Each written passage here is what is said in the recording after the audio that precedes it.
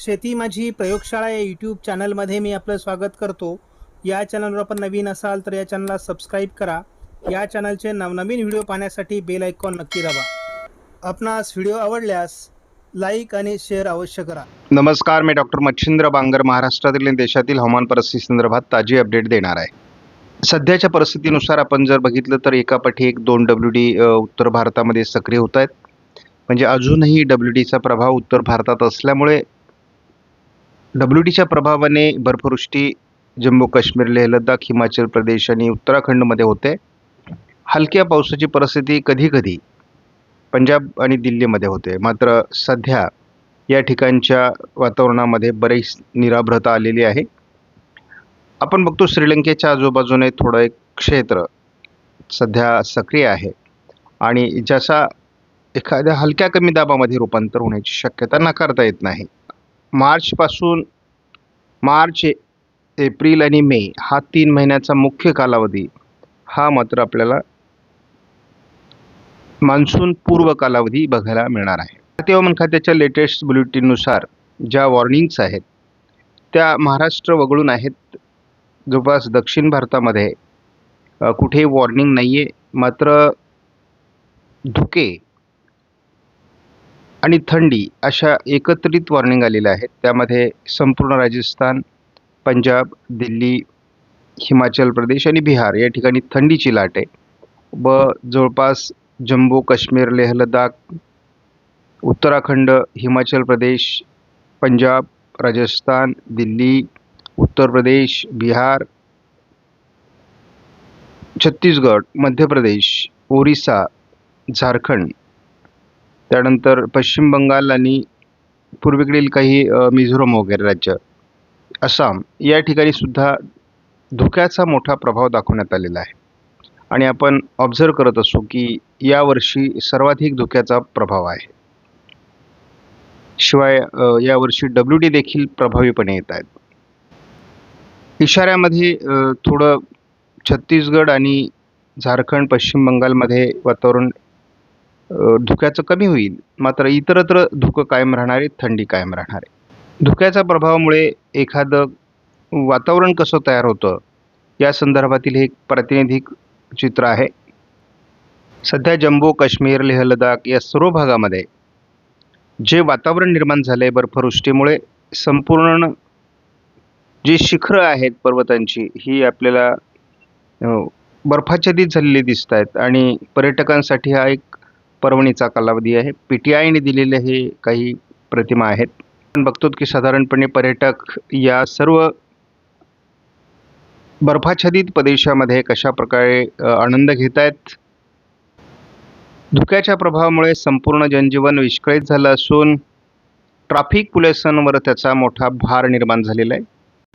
आपण या व्हिडिओमध्ये बघतो की कशा पद्धतीने बर्फवृष्टी झाल्यानंतर काश्मीरमधील परिस्थिती आणि तिथली प्रवास व्यवस्था बिघडलेली आहे. एकूणच झालेल्या बर्फवृष्टीमुळे शिव्हर अशा प्रकारचं वातावरण त्या ठिकाणी तयार होतं आहे. त्यामुळे या सर्व बाबी जनजीवनामध्ये आणि पर्यटकांमध्ये उत्साह जरी निर्माण करत असल्या तरी जनजीवन विस्कळीत होण्यासाठी हे संपूर्ण वातावरण कारणीभूत ठरलेलं आहे.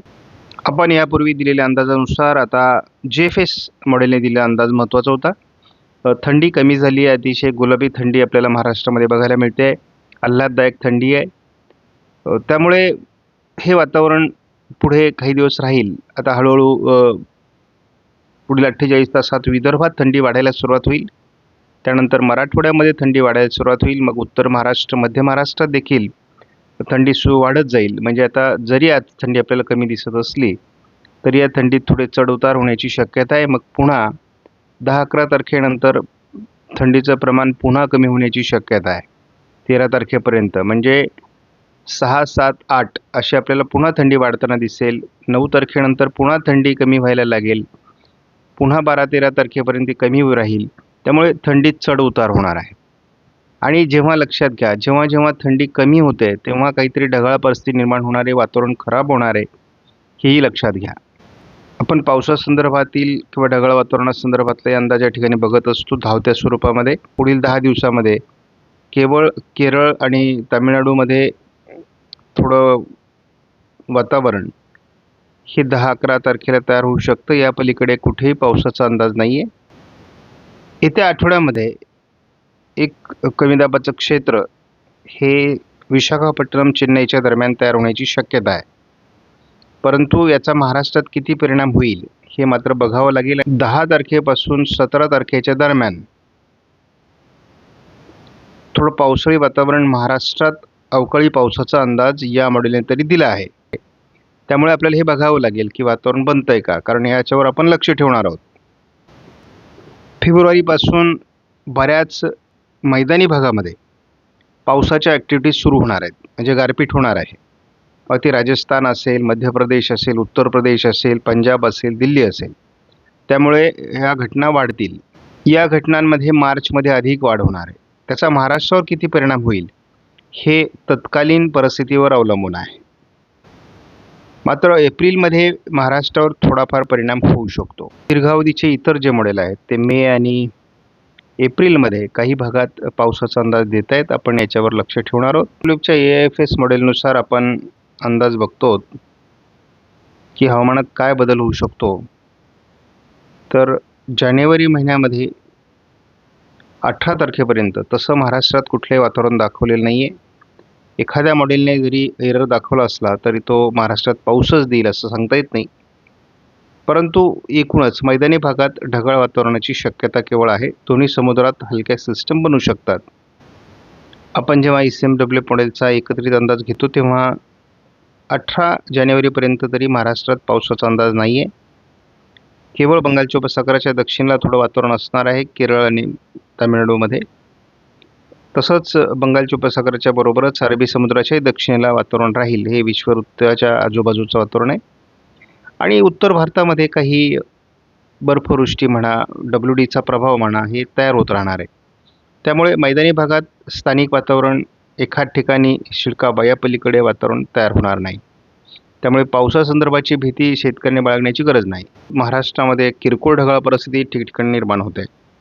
परंतु केवळ थंडी कमी होईल यामुळे कुठेही फारसं पावसाळी वातावरण किंवा खराब वातावरण तयार होणार नाही. परंतु बुरशीजन्य रोगांचा प्रभाव हा कधीकधी तयार होत असतो पिकांवर. त्यामुळे थोडी काळजी घेण्याची गरज राहील. एकूणच आपण बघितलं तर महाराष्ट्रातील थंडी आता कमी झालेली आहे. केवळ थंडी ही उत्तर भारतामध्ये आहे. शिवाय समुद्र भागामध्ये वाऱ्यांचा वेग वाढला आहे. त्यामुळे सध्या कुठली अनुकूल स्थिती पावसासाठी नाही. आपणास व्हिडिओमधील माहिती महत्त्वपूर्ण वाटल्यास लाईक करा, शेअर करा, चॅनलला सबस्क्राईब करा. धन्यवाद. जय हिंद, जय महाराष्ट्र, जय बळीराजा.